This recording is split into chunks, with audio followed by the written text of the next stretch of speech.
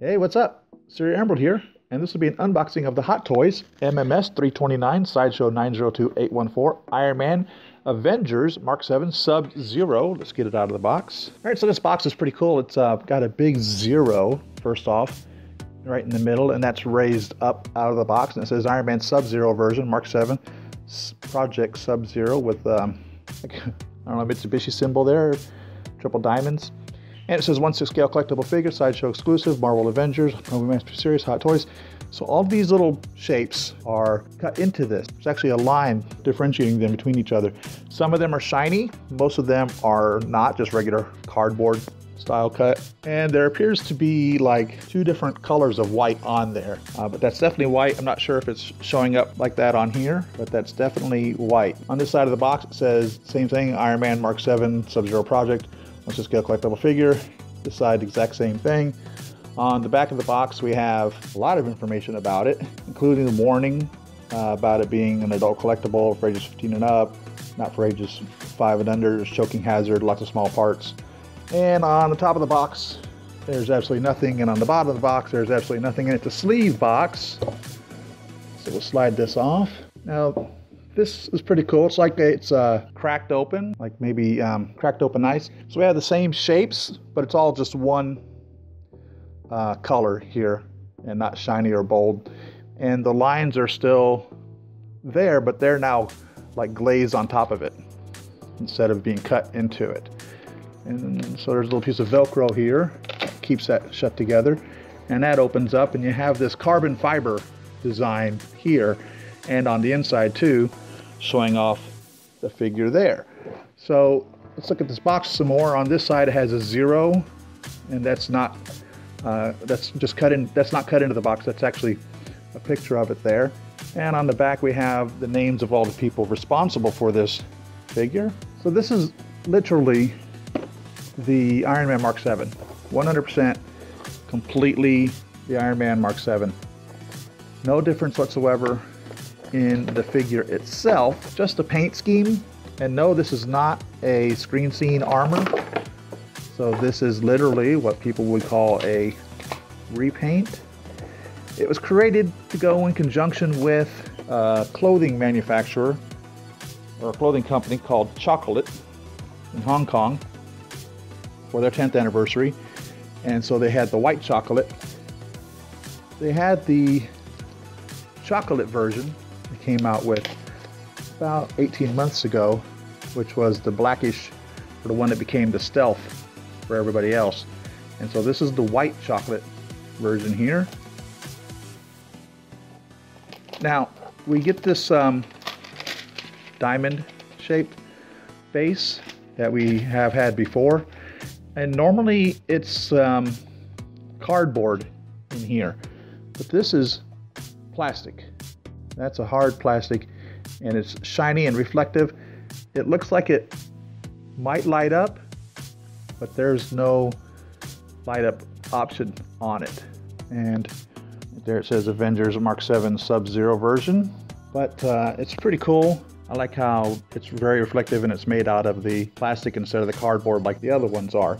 Also, what they've done with this piece is they've given us white articulated pose stand to go with the white figure, and so this can be bent around to give you different flight options, and a white claw as well. Now they made the thread long enough this time. On the stealth one or the chocolate one, there were some issues with the threads not being long enough for most of them. We get the batteries, of course, and we have the standard options that came with your standard figures. So you get the main suit, the rocket blasters, the repulsor, wrist gauntlets, the repulsor hands, the articulated hands, fists, and the interchangeable missile launchers. So let's get them out of the package. Oh, well, look at that. Coming right out of the package here, we've got pieces clean falling off on them. It appears that we're missing the little wire that holds that in there. That's real cute. Hot Toys hooking us right up there. Let's see if the piece is even in there. No. It's not even in there. Jeez. Well, so much for quality control at Hot Toys. So, I'll tell you how we're going to fix that. What we have here is a little slot right there, and it's about the size of a paper clip. So we're going to shove a paper clip in there to get that together. It's not the first time I've seen this problem. I bought a Midas and it came that way. I think it was the same side, as a matter of fact. So, sheesh. That's pretty crazy. Pretty crazy. Not even in the package. Now, one thing I find a little disappointing is when they released the Mark 27 just a few months ago, they had improved this waist piece with a brand new piece. And they could have done that here. They could have used that piece here, and they didn't. They used the original Mark VII little piece of rubber, which has a tendency of fading. And speaking of, normally the reason they fade is because of the multiple layers of pearl and other colors that they put on it, the red and the pearl. That's definitely pearled, so I'm anticipating that will probably fade. But what's it going to fade to? Wider?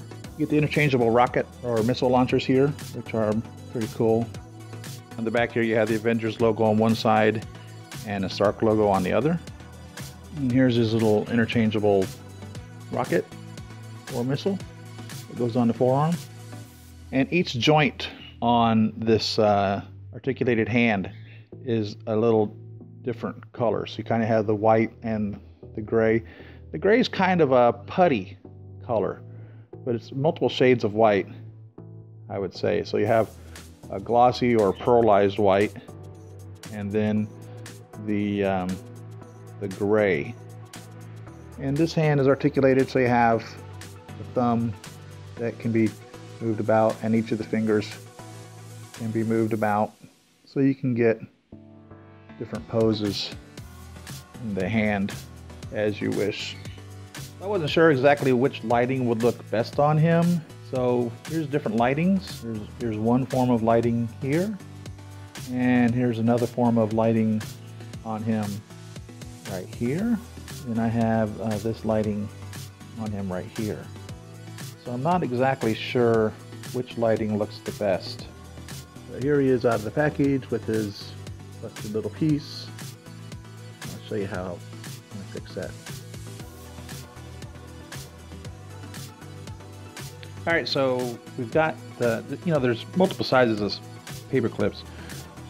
You got, I think this is called a number 1, a regular, what we call like a regular size paper clip.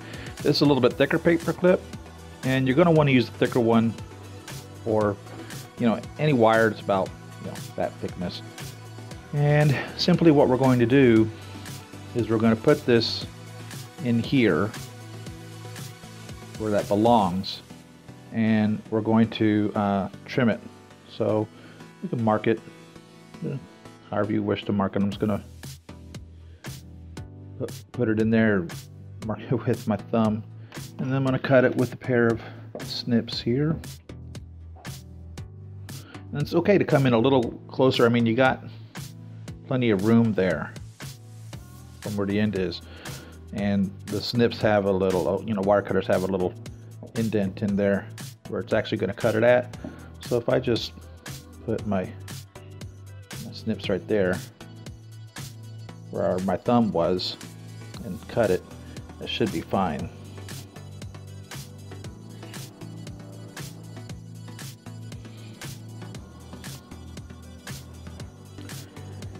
And then we just assemble it the way that it belongs.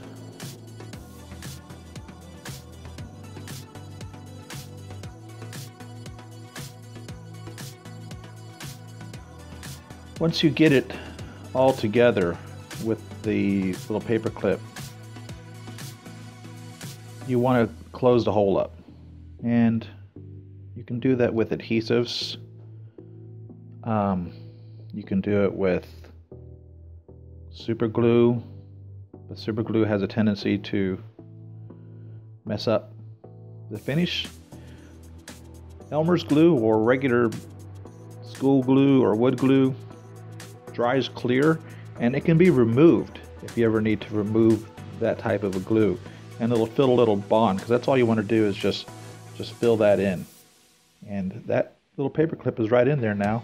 I don't know if you can see that or not, but it is in there where it's supposed to be, and this will now function the way that it's supposed to as well.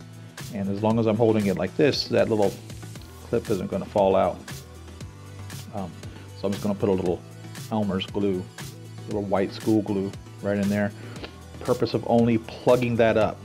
I'm not trying to keep it from moving. I mean, it doesn't matter if it moves or not, but I just want to plug it up so it doesn't slide out.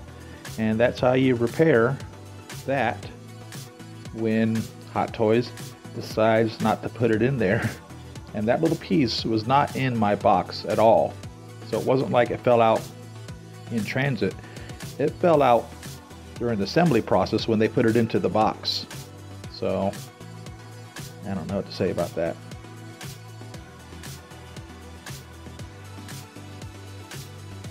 Now, being he's a Mark VII, some of the things that we have is we have the interchangeable forearm rocket right here.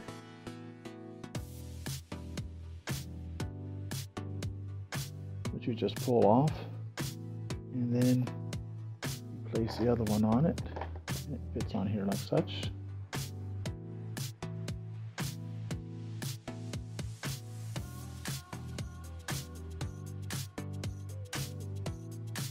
And you still have the same problems with the Mark VII rubber shoulder pieces. It's a micro printing right there. There's micro printing all over this piece. The UPC code right there. Here's what that comes up with if you scan it. So start right there.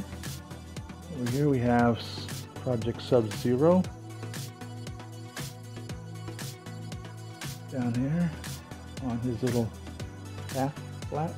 Some more micro printing right there. Both of them.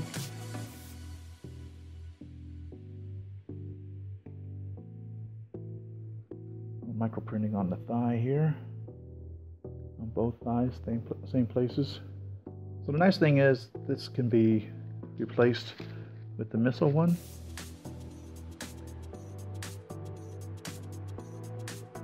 So you also get the interchangeable chest piece. Pull that off here. Really tight on there. This comes right off. And then these pieces will come off also. Right there. I'm wondering if these thigh pieces can be removed as well on a traditional Mark VII. No, they've glued them on. And I hate that they do that. There's no point in that, really. There's absolutely zero point in gluing this on. So no, that's not designed to come off. Down here you have additional little thrusters. And I'll tell you what, every single one of my Mark VIIs and variants of such, this one doesn't come out far. The others do. Come out pretty good little distance. But this one right here never wants to come out further than that. Also, you should have the lift up calf here.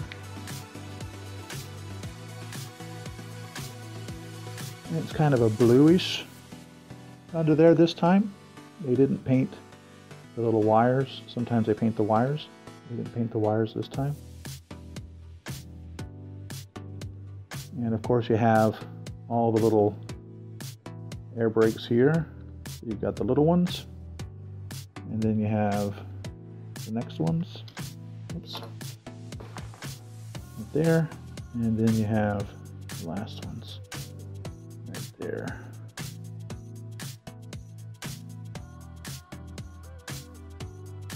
Right here's where you'll put your batteries, and that's your on-off switch for the chest arc reactor. And right here's where you put your batteries with the on-off switch being right here for the repulsor thrusters in the hands.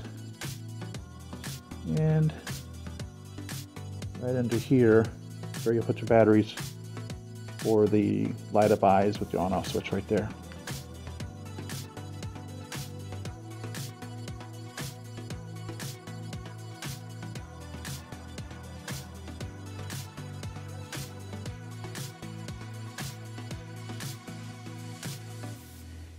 And here's the Mark VII Sub-Zero with his brothers. We have the Mark VII Stealth or Chocolate version.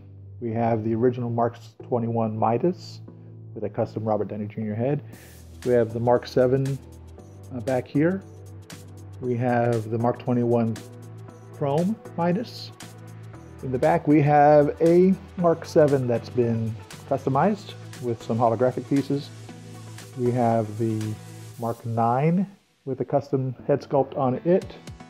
We have the Mark 20 Python right back there with a custom head sculpt on it, and the Mark 27 Disco right back there. And so the ones here in the front, these first 5, they're all Mark 7s more or less. Now these are Mark 21s. Even though they're Mark 7s, they are actual screen scene armors. And it's debatable whether it would be this one or the Chrome version as to what it really was. This was the first release, this was the second release. Now I've got the Mark 7 thighs on here after the missiles are deployed.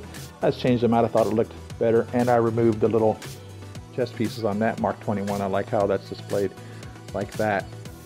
Now, that Mark 7 back there is a Mark 7 Stealth that's got some custom holographic pieces put on the thighs, and the right arm and the chest has custom holographic pieces.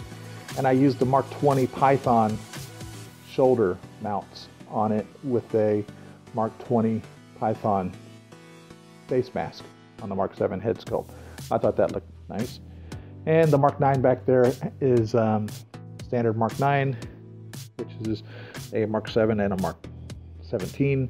Same thing with the Mark 20, it's a Mark 7 and a Mark 17.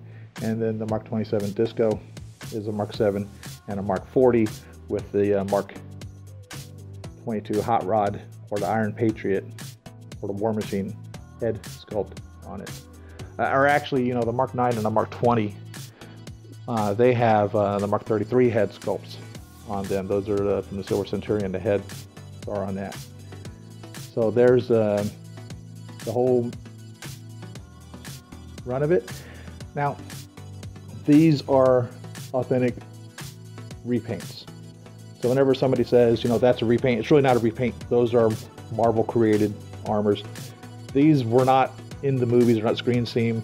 This one was kind of referenced in Iron Man 3 when he said he needed retro-reflective armor plating. And he was talking to that kid who was helping him rebuild his Mark 42. This one was not, to the best of my knowledge, made reference to. And I'll be happy if they decide to make a Mark 7 that fixes these elbow joints and fixes the hip problems like they did with the Mark 27 when they replaced that. So there they are, Mark 7s.